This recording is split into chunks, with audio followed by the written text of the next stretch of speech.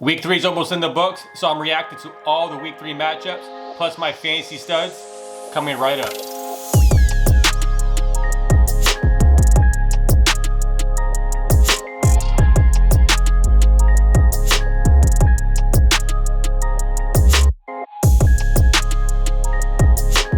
And what's up, everyone? Welcome to another episode of the Gridiron Fantasy Football Podcast. Today is Monday, September 28th, 2020. Now, I'm Chip, and I'm your host, and thank you so much for listening today. If you're a new listener, thank you so much for joining us as well. Please share our podcast. You can find us over on Apple and Google Podcasts, Spotify, Stitcher, iHeartRadio. Now we're on Amazon Music. If you'd like to watch us, you can watch us over on YouTube at Gridiron Fantasy Football. So please hit subscribe so you don't miss any more episodes. And on today's episode, we're talking about all the Week 3 matchups and the fantasy studs for Week 3. And man, what a crazy week it was. Great games all around. Another loss for Atlanta Falcons, who were up in the fourth quarter. Just a crazy game over in Atlanta. But before we go into the matchups, let's talk over some of the news that took place, some of the injuries that took place for Week 3. The biggest news right now is Tariq Cohen. Looks like he suffered a torn ACL in his knee. Very unfortunate, but it looks like he'll have an MRI to confirm it. But early indication is that he's out for with an ACL tear, and he's gonna miss the remainder of the season. And then in Tampa Bay, Chris Godwin, he left the game early with a hamstring injury. Last week he missed week 2 because of a concussion, and now he leaves early this week with a hamstring injury. Hopefully it's a minor injury that he can be able to recover quick enough to come back for Week 4, but just something to monitor throughout the week. And then in Seattle, Chris Carson, he left the game early with a knee injury. A very weird play that took place. He rushed the ball, and then he was tackled, and then a Cowboys defensive lineman landed on his knee and kind of twisted his knee up. So they're saying that's a knee sprain right now. He'll have more tests done to determine the damage in the knee. From what I saw, based on the footage that I was able to see, it's possible that he had a meniscus tear or some type of meniscus injury. It's not 100% confirmed, and by the time I put out this podcast, there might be more news about it, but looks like Chris Carson doesn't look like he tore his ACL, but it looked like there's some type of knee damage. But you'll have more of that news when the news comes out later today. And then Jordan Reed, he suffered a left ankle sprain. Looks like it was a high ankle sprain. And what sucks is that this is another injury that took place at MetLife. And the San Francisco 49ers are already apprehensive on playing on this field because of so many injuries that took place last week. But the NFL officials went to the stadium, they checked the field out, and it was in playing condition, and there was no issues with the field based on the standards that they have for all the fields. But this is the risk of all these players playing on turf. I mean, I know a lot of the stadiums are going towards turf now, but the problem is the turf does not give you the same give and divots that natural grass does. If that play happened on natural grass, Jordan Reed would not have been injured. And I think this is something that we're starting to see more of, is that more players get injured on turf rather than on grass. And it's unfortunate, but hopefully they'll be able to figure it out over at MetLife. And then last, Dante Johnson of the Pittsburgh Steelers, he left early with a concussion. He did not return to the game. So something to monitor throughout the week, because he'll be put into the concussion protocol. And that means that based on how he does throughout the week, it will be determined if he plays next week. So just something to look at, with his practice reports and everything going on with Dante Johnson. So with that being the case, let's go over to the top performers for Week 3. Every Monday at the top of the podcast, I like telling you guys all the top performers for Week 3 in a sense of like next gen stats. So all the stats that are not fantasy football related. And for this week, we finally have a different fastest ball carrier. The last 2 weeks, it was Raheem Mostert. And then this week, we actually have Michael Gallup. Michael Gallup topped at 21.19 miles per hour on his 52-yard reception, which, doesn't top, obviously, Mostert's 23 miles per hour. But this week, Michael Gallup is the fastest player. And this is not, obviously, the Monday night game has not started yet. So there could be somebody, Tyreek Hill could have a massive game that he gets to 22 miles per hour. But as of right now, Michael Gallup has the top spot. And then when it comes to improbable completion, so I like this stat because it tells you how the variability of the completion percentage on particular throws. And Russell Wilson again has this for this week. Russell Wilson had a 16-yard reception to Greg Olsen that had a completion probability of 22%. So a little bit higher than last week. Last week we were in the single digits. This week 22% was the probable completion percentage this week. And then the longest play goes to the Carolina Panthers cornerback Dante Jackson. He had an interception. And then he actually ran a distance of 92.9 yards on his 66-yard interception return. So pretty interesting there. And then last, the fastest sack went to outside linebacker from the Miami Dolphins. I'm going to butcher his name, and I hope he never hears this podcast. But Camus Grugier-Hill, he had a sack, and he sacked the quarterback in 2.64 seconds. So that's something that obviously I like to. All the players that don't get the recognition in fantasy, there are sometimes I want to give you stats that if you're a numbers person, enjoy that. I think that's a really cool thing to look at. All right, so let's go over all the week 3 matchups. And let's start off with the Bucs and Broncos. The Bucs were able to beat the Broncos 28-10. And Tom Brady had a pretty good game. Tom Brady had over 30 fantasy points this game. He had almost 300 yards passing. He had 3 touchdowns. And this is a game where I thought the Bucs were going to get a big enough lead where I think Ronald Jones and Leonard Fournette were going to take over this game, but Tom Brady continued to hit receivers and continued to not come off the throttle. I mean, this is a game where they needed to get this win, and they're supposed to be able to win against teams that are teams they should be. I mean, the Broncos were decimated with injuries all over the place, so this is a game where the Bucs had to win. And from a running back position, Ronald Jones led the game with 13 carries for 53 yards. Not much went on with the ground game with the Bucs today, just because Tom Brady looked like he was clicking with the offense, and then with the wide receiver position, Scotty Miller, he had 3 receptions for 83 yards, no touchdowns. But the weird stat for this one is Mike Evans had another 2-touchdown game, but he had 2 receptions for 2 yards and 2 touchdowns.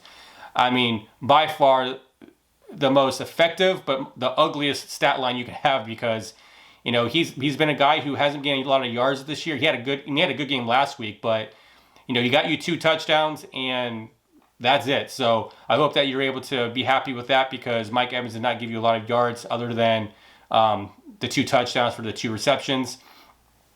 And then going on to the Cowboys and Seahawks game, crazy back-to-back game. They're going back and forth all game long. And Russell Wilson, man, this dude is just on fire.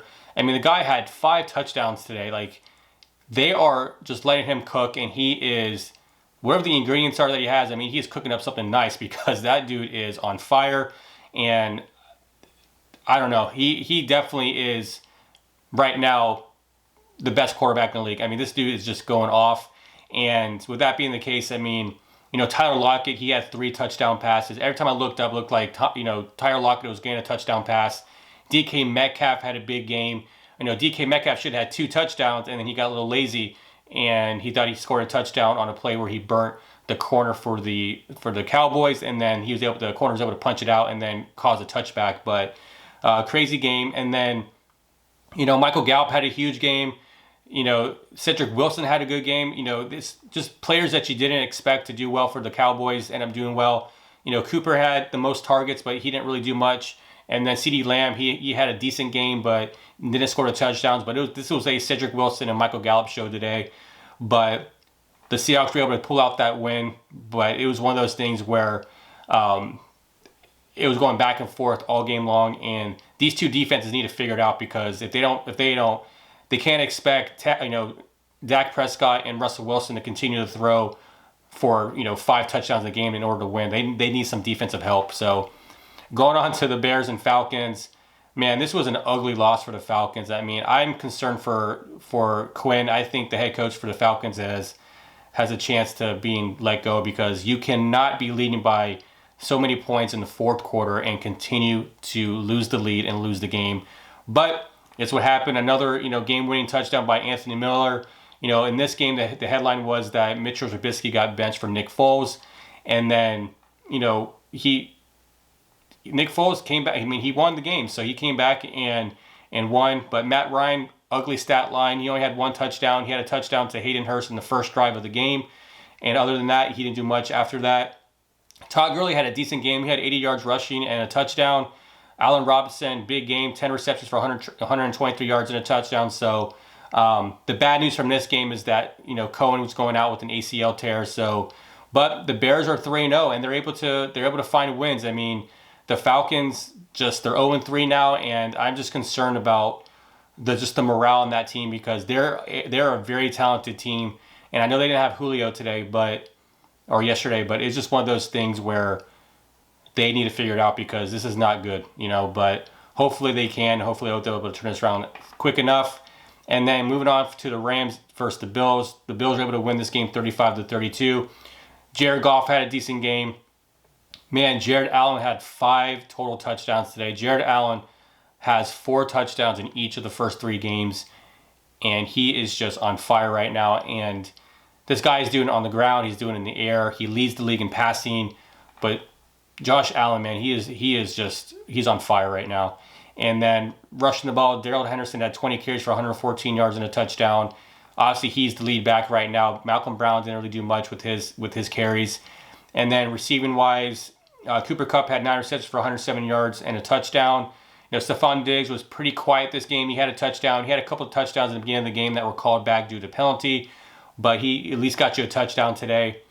But overall, Bills are just on fire. They're leading the AFC East right now, but it'll be interesting to kind of see how this plays out because Josh Allen is just tearing it up right now. And then moving on to the Washington football team against the Browns. The Browns won 34-20. Baker Mayfield had a quiet game. He had like 159 yards passing and 2 touchdowns. Dwayne Haskins, he had 2 touchdowns, but he had a lot of turnovers today. Nick Chubb and Kareem Hunt continued to get it done. Nick Chubb had 108 yards and 2 touchdowns. Kareem Hunt had a touchdown. So good news there. And then Terry McLaurin, he led the Washington football team with 4 receptions and 83 yards. But the cool thing about this game was that both sides of the ball had a female coach, and they had the female referee today. So really cool thing, in NFL history to have 3 females part of an NFL game, obviously on the coaching staff and obviously as a referee. So really cool, cool thing there.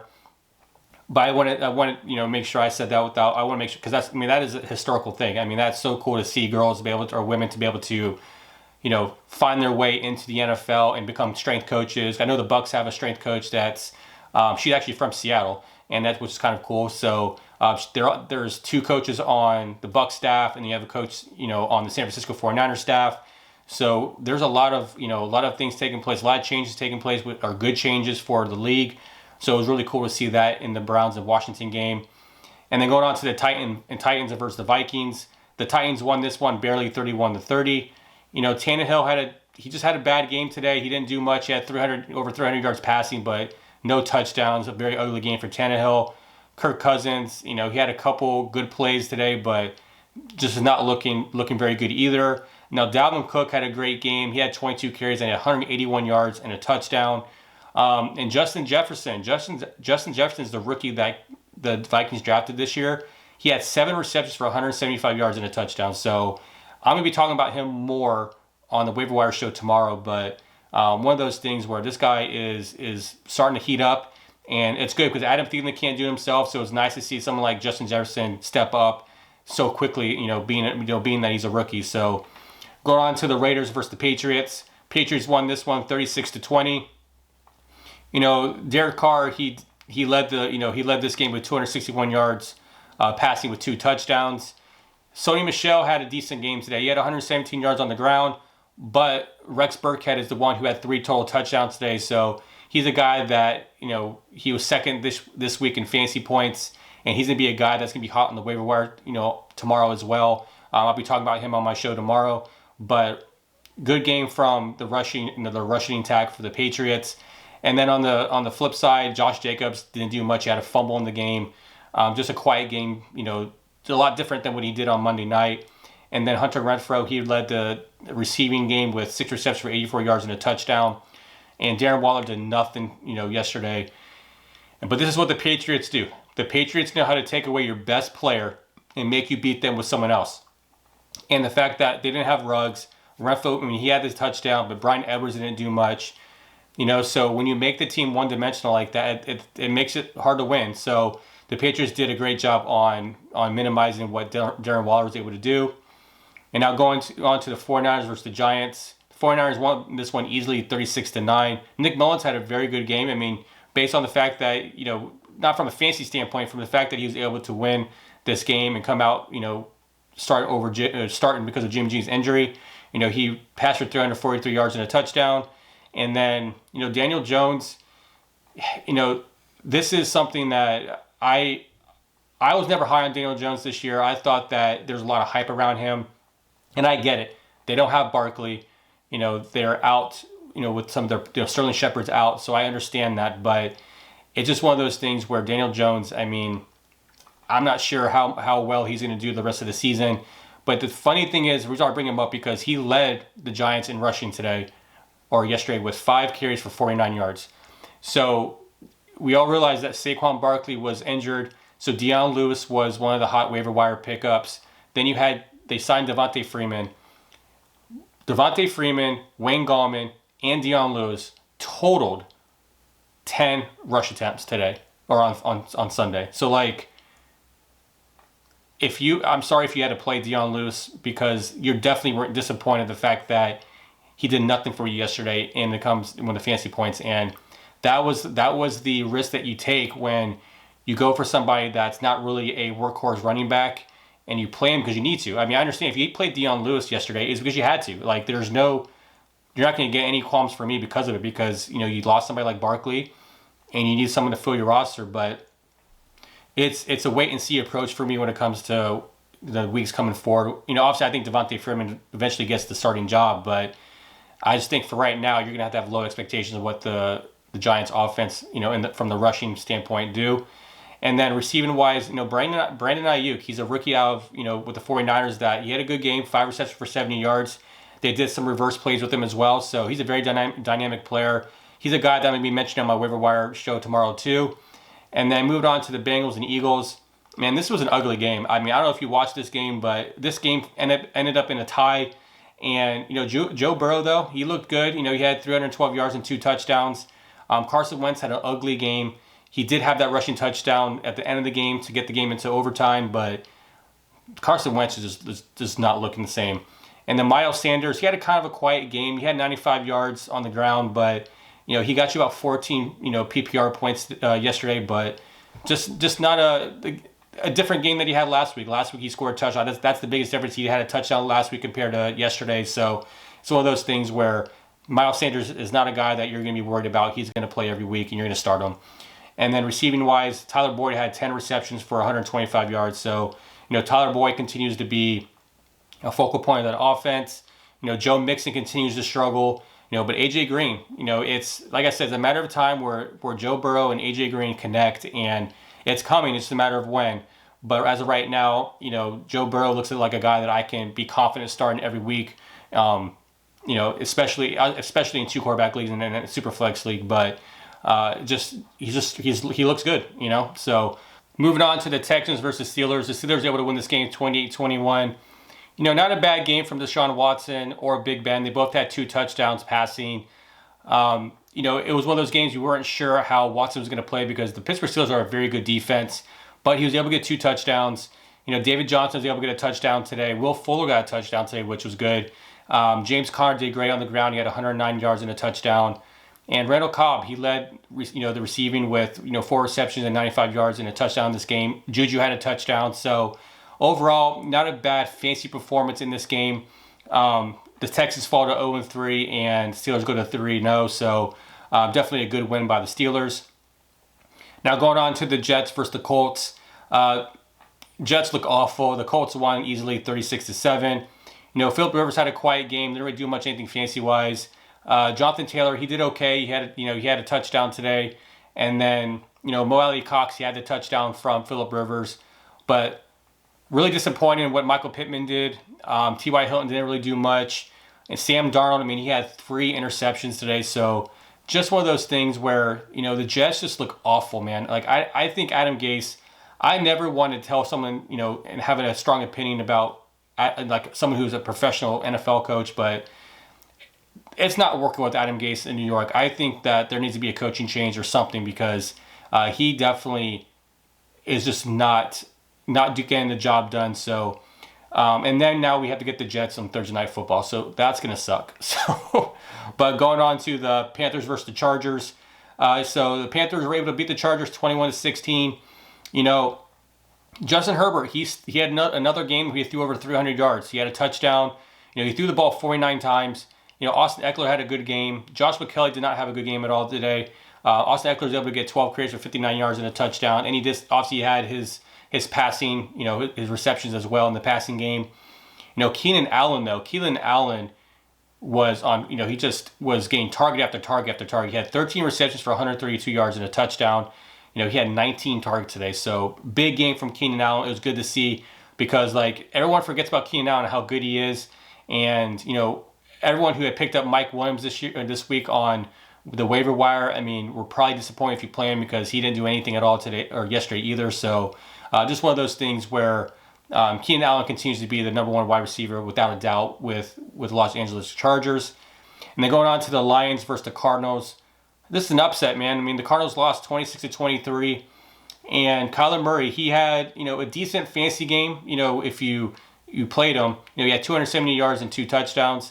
And he had a rushing touchdown, but he had 3 interceptions. So turnovers that cost them the win. And then Adrian Peterson, he continues to lead the Lions backfield with 22 carries, and he had 75 yards. So he doesn't look bad. But the problem is DeAndre Swift had 0 rush attempts. So I do not know what they're doing with him, but either he's in the doghouse or whatnot, but he just did not have a good game. Kenny Golladay for the Lions, he had a touchdown. He led the team in receiving. And, of course, DeAndre Hopkins had another 10-reception game for 137 yards. He didn't have a touchdown, but he gave you 23.7 PPR points. So, overall, a good game from DeAndre Hopkins. And then going on to the Sunday Night Football game, you know, this was a good game overall. I mean, the Packers won 37-30, so it drops the Saints to 1-2, and then puts the Packers at 3-0. But Drew Brees, bounce back game. He had 288 yards and 3 touchdowns. You know, Aaron Jones had a big game. He had 16 carries for 69 yards and a touchdown.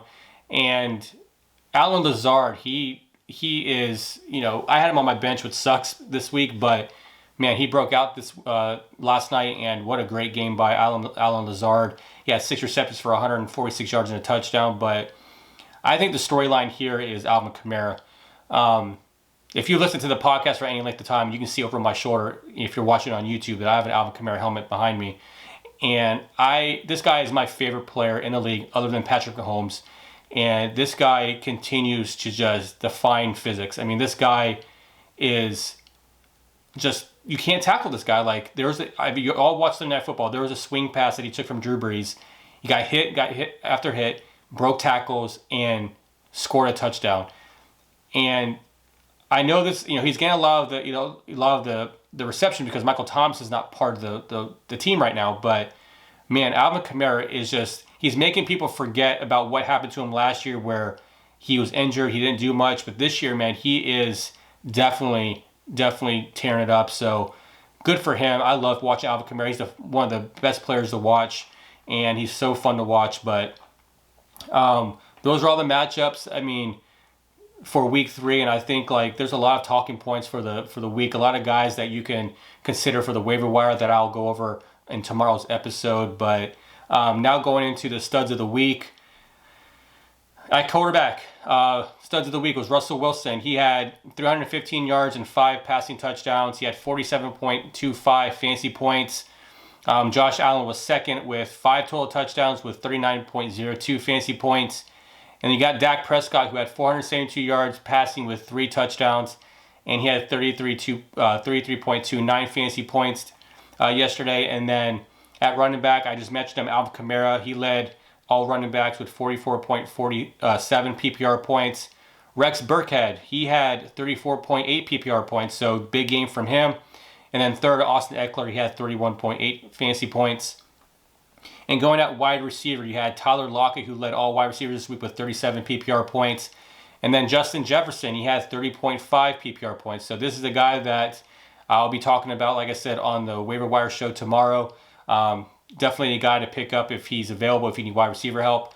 And then Keenan Allen, he was third with 30.2 PPR points. Like I said, he had 19 targets today or yesterday. So like, it's just one of those things where he gets the Bucs next week, and the Bucs are not very good in the secondary. So I can see him having a big game and being the focal point for the Chargers next week.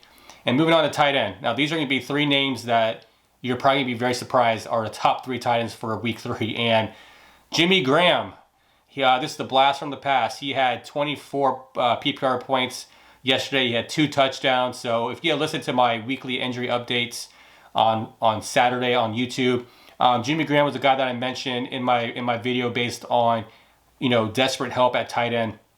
And he ended up coming through with 24 PPR points. I don't think he's a guy that you have to pick up on the waiver wire.